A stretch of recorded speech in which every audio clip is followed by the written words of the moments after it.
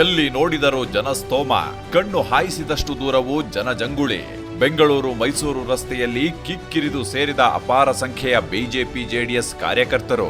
ನಾಯಕರ ರೋಷಾಗ್ನಿಯ ಮಾತುಗಳಿಗೆ ಉತ್ಸಾಹದ ಚಿಲುಮೆಯಂತೆ ಬೋರ್ಗರೆಯುವ ಘೋಷಣೆಗಳು, ಧಿಕ್ಕಾರಗಳು. ಇದು ಭ್ರಷ್ಟ ಸಿದ್ದರಾಮಯ್ಯ ಸರ್ಕಾರದ ಅನಾಚಾರಗಳ ವಿರುದ್ಧ ಕೈಗೊಂಡಿರೋ ಮೈಸೂರು ಚಲೋ ಪಾದಯಾತ್ರೆಯಲ್ಲಿ ಕಂಡುಬಂದ ಅದ್ಭುತ ದೃಶ್ಯ.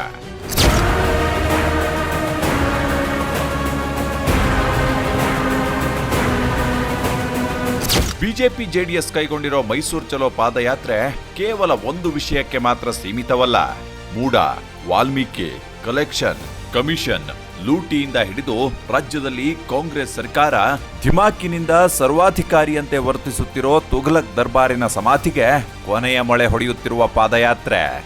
ಇದು ನೆಪ ಮಾತ್ರಕ್ಕೆ ಮಾಡ್ತಾ ಇರ್ತಕ್ಕಂಥ ಹೋರಾಟ ಅಲ್ಲ. ಇವತ್ತೇನು ವಾಲ್ಮೀಕಿ ಅಭಿವೃದ್ಧಿ ನಿಗಮ ಇರಬಹುದು, ಅದೇ ರೀತಿ ಮೈಸೂರಿನ ಮೂಡ ಹಗರಣ, ಈ ನಾಡಿನಲ್ಲಿರ್ತಕ್ಕಂಥ ಪರಿಷ್ಠ ಜಾತಿ ಪರಿಷ್ಠ ಪಂಗಡಕ್ಕೆ ಏನು ಅನ್ಯಾಯ ಮಾಡಿದ್ದಾರೆ, ಅವರ ಹಣವನ್ನೇನು ದೋಚಿದ್ದಾರೆ. ಇಂಥ ಕಾಂಗ್ರೆಸ್ ಸರ್ಕಾರಕ್ಕೆ, ಭ್ರಷ್ಟ ಕಾಂಗ್ರೆಸ್ ಸರ್ಕಾರಕ್ಕೆ ನಾವು ಬುದ್ಧಿ ಕಲಿಸಲೇಬೇಕಾಗಿದೆ. ಮೈಸೂರು ಚಲೋ ಮೊದಲ ದಿನ ಅದೆಷ್ಟು ಜನಸಾಗರ ಹರಿದು ಬಂದಿತ್ತೋ ಅದಕ್ಕಿಂತಲೂ ದುಪ್ಪಟ್ಟು ಜನರು ಎರಡನೇ ದಿನವೂ ಸ್ವಯಂ ಪ್ರೇರಿತವಾಗಿ ಬಂದು ಭ್ರಷ್ಟ ಸಿದ್ದರಾಮಯ್ಯ ಸರ್ಕಾರದ ವಿರುದ್ಧ ಘೋಷಣೆ ಕೂಗುತ್ತಾ ಹೆಜ್ಜೆ ಹಾಕಿದರು.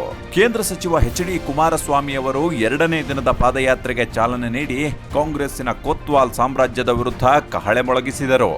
ಸನ್ಮಾನ್ಯ ಡಿ.ಕೆ. ಶಿವಕುಮಾರ್ ಅವರೇ, ನಾನು ಏಕವಚನದಲ್ಲಿ ಮಾತನಾಡಬೇಕು ಅಂದ್ರೆ, ನಾನು ಹಳ್ಳಿಯಿಂದ ಬಂದಿರತಕ್ಕವನೇ, ನಾನು ಒಬ್ಬ ರೈತನ ಮಗ. ವಿಜಯೇಂದ್ರ ಅವರ ಬಗ್ಗೆ, ನನ್ನ ಬಗ್ಗೆ ಏಕವಚನದಲ್ಲಿ ನೀವು ಮೊನ್ನೆ ಏನೋ ಬಿಡದಿಯ ಜನಾಂದೋಲನದಲ್ಲಿ ಮಾತನಾಡಿದ್ದೀರಿ. ಒಂದು ನಿಮ್ಮ ಗಮನಕ್ಕೆ ನಾನು ತರ್ತಕ್ಕಂಥದ್ದು, ನಿಮ್ಮ ಆಸ್ತಿ ಏನಿತ್ತು ನನ್ನ ಹೇಳಿದ್ದೇನೆ ಒಂದು ಪ್ರಶ್ನೆ. ಒಂದು ಬ್ಲಾಕ್ ಅಂಡ್ ವೈಟ್ ಟಿವಿ, ಒಂದು VCR, ಇದರಿಂದ ಪ್ರಾರಂಭ ಮಾಡಿದ. ಬಿಜೆಪಿ ರಾಜ್ಯಾಧ್ಯಕ್ಷರಾದ BY ವಿಜಯೇಂದ್ರ ಅವರು ಪಾದಯಾತ್ರೆಯನ್ನ ಮುನ್ನಡೆಸಿದರು. ಇದಕ್ಕೆ ಜೊತೆಯಾಗಿ ಜೆಡಿಎಸ್ ಯುವ ಘಟಕದ ರಾಜ್ಯಾಧ್ಯಕ್ಷರಾದ ನಿಖಿಲ್ ಕುಮಾರಸ್ವಾಮಿ ಅವರು ಹೆಜ್ಜೆ ಹಾಕಿದರು. ಶೋಷಿತರ ವಿರೋಧಿ ಸಿದ್ದರಾಮಯ್ಯ ಸರ್ಕಾರ ಅಮಾಯಕ PSI ಪರಶುರಾಮ್ ಅವರನ್ನ ಹಣದ ದಾಹಕ್ಕೆ ಬಲಿ ಪಡೆದುಕೊಂಡಿದೆ. ಅಸಮರ್ಥ ಗೃಹ ಸಚಿವ ಪರಮೇಶ್ವರ್ ಅವರ ಬೇಜವಾಬ್ದಾರಿಗೆ ಆರಕ್ಷಕರಿಗೆ ರಕ್ಷಣೆ ಇಲ್ಲ.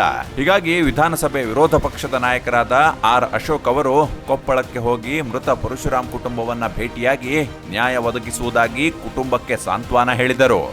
PSI ಒಬ್ರು ಏನು ಯಾವ ರೀತಿ ವಾಲ್ಮೀಕಿ ಹಗರಣದಲ್ಲಿ ಒಬ್ಬ ಆತ್ಮಹತ್ಯೆ ಮಾಡಗಂಡ ನಿಷ್ಠಾವಂತ ಅಧಿಕಾರಿ, ಅದೇ ರೀತಿ ಇಲ್ಲಿ ಒಬ್ಬ PSI ಅಲ್ಲಿನ ಕಾಂಗ್ರೆಸ್ ಶಾಸಕ ಹಣ ಕೇಳಿದ್ಕೋಸ್ಕರ, ಲಂಚ ಕೇಳಿದ್ಕೋಸ್ಕರ ಇವತ್ತು ಲಂಚವನ್ನ ಕೊಡಕ್ಕಾಗದೆ ಅವನು ಆತ್ಮಹತ್ಯೆ ಮಾಡಿಕೊಂಡಿರೋದು ಸಿದ್ದರಾಮಯ್ಯನ ಮಖಕ್ಕೆ ಮಂಗಳಾರತಿ ಬೆಳಗ್ದಂಗೈತೆ. ನಾವು ಪಾದಯಾತ್ರೆ ಮಾಡ್ತಾ ಇದ್ರಿ, ಇದೇ ಟೈಮಲ್ಲಿ ಅದನ್ನು ಕೂಡ ಮತ್ತೊಂದು ಹಗರಣ, ವಾಲ್ಮೀಕಿ ತರ ಅದನ್ನು ಒಂದು ಹಗರಣ ಆಗೋಟಿದೆ ದುಡ್ಡುಗೋಸ್ಕರ.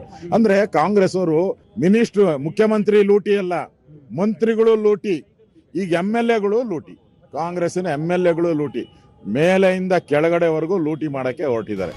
ಅಪಾರ ಕಾರ್ಯಕರ್ತರು, ಜನಸಾಮಾನ್ಯರು, ಬಿಜೆಪಿ ಜೆಡಿಎಸ್ ನಾಯಕರು, ಶಾಸಕರು, ಸಂಸದರ ಬೆಂಬಲ, ಉತ್ಸಾಹದಿಂದ ಮೈಸೂರು ಚಲೋ ಪಾದಯಾತ್ರೆ ಭರ್ಜರಿಯಾಗಿ ಸಾಗಿದೆ.